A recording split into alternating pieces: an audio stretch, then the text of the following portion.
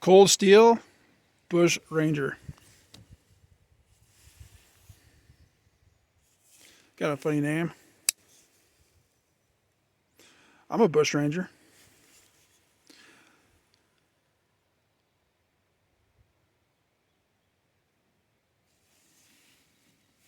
I also brought out old Faithful here. Not as a comparison, size, whatnot, I guess. Autodamus. So the Bush Ranger, it's got an overall length of 8.375, blade length of 3.5, blade thickness of 16 hundo, handle length of 4.875, handle thickness of 0.67. That's actually, this thing's pretty sweet. And a weight of 5.4 ounces.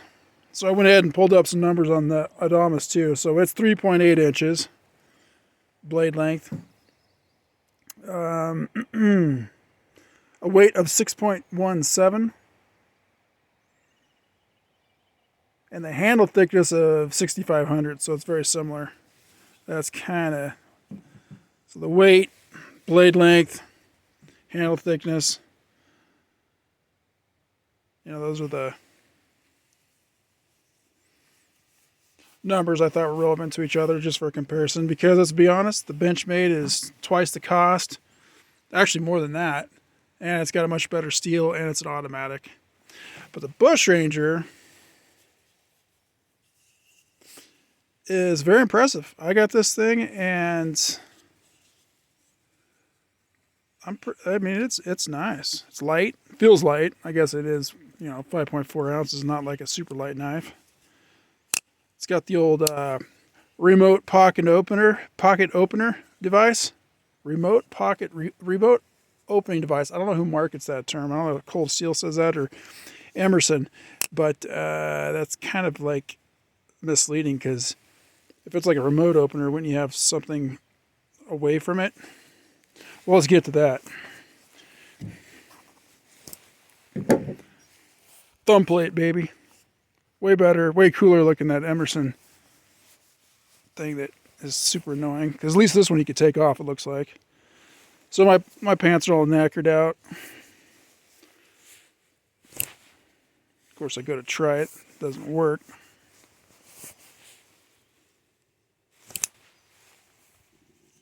Second time's a charm. I figured I'd throw that in there. So yeah, thumb plate. So you can take that off. I think it looks cool though. I like it. It kind of makes it, at least for me, a little bit more difficult to flip this thing open. Middle finger too. I mean, it's real nice and, I mean, it's super smooth. There's nothing wrong with the knife. It's me.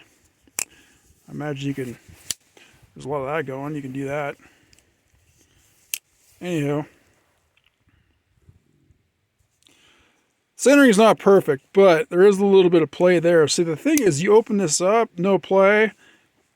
Depress the lock bar, still no play. So I haven't even touched it. It doesn't bother me. But that's the only issue. The rest of this thing is absolute perfection. And it's kind of like a sand blasted or something glass blasted or something. G10. I don't know if that's going to turn out. Super cool. Same with the pocket clip. It's not shiny. It's sand blasted.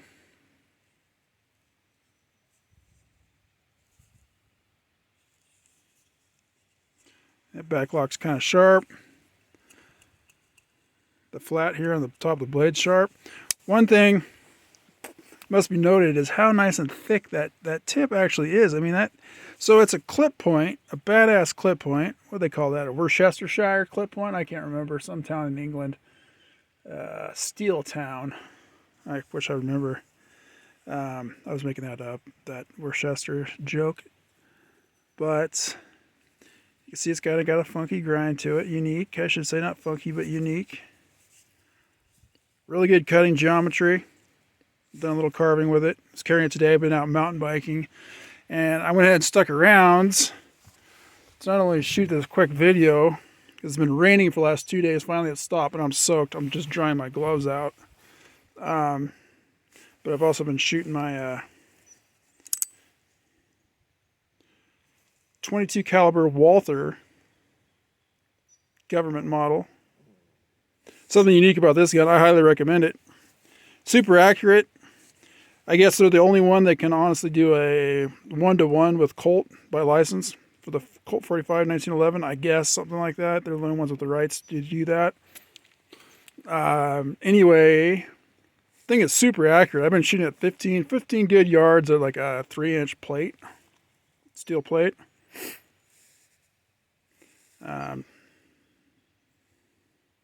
Yeah, so that's cool.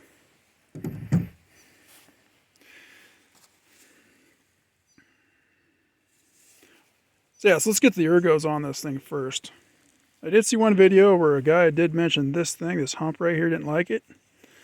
For me, and actually I saw another video of Andrew Demko talk about the 80-10, I think.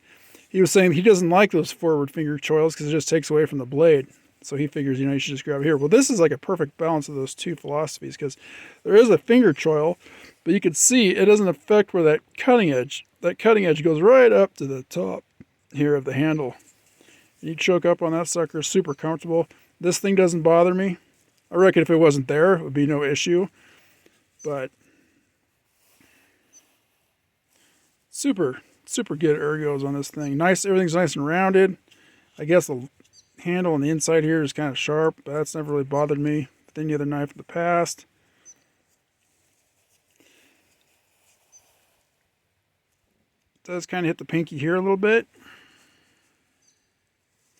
So my only wish for this knife is that it was more of that 3 3/4 to 4-inch blade length. This is nice, but if this is like a bushcraft knife, I mean, that extra little bit helps. This isn't bad. This will definitely get the job done.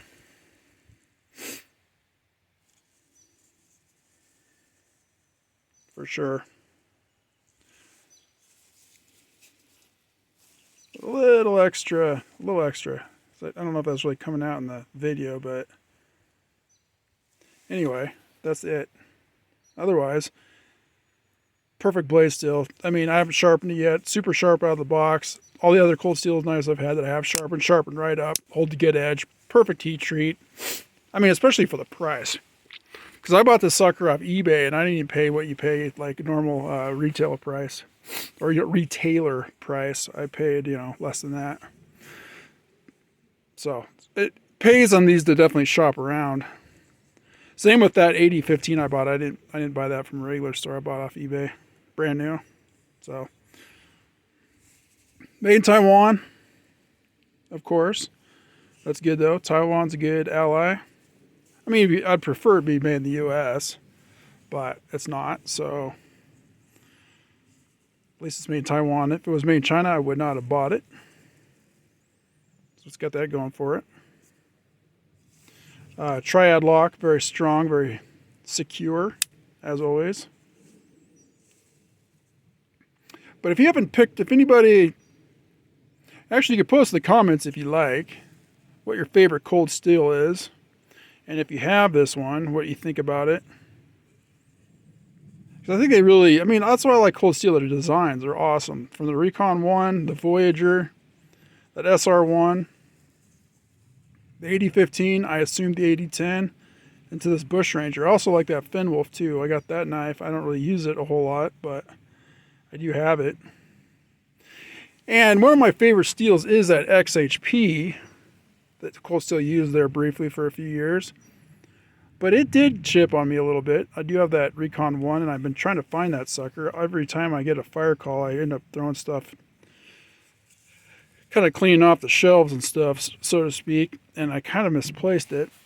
I was trying to dig it out for today's review, but I had this on hand because I always have this guy with me.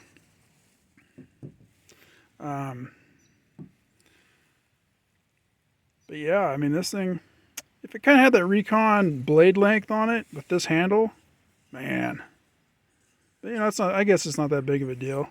Maybe that's A little bit easier to maneuver this when you're doing little bushcraft, doing wood carving and stuff, finer work. Anyway, that's all I got. So happy Memorial Day. I'm going to go eat some ribs. Have a good one.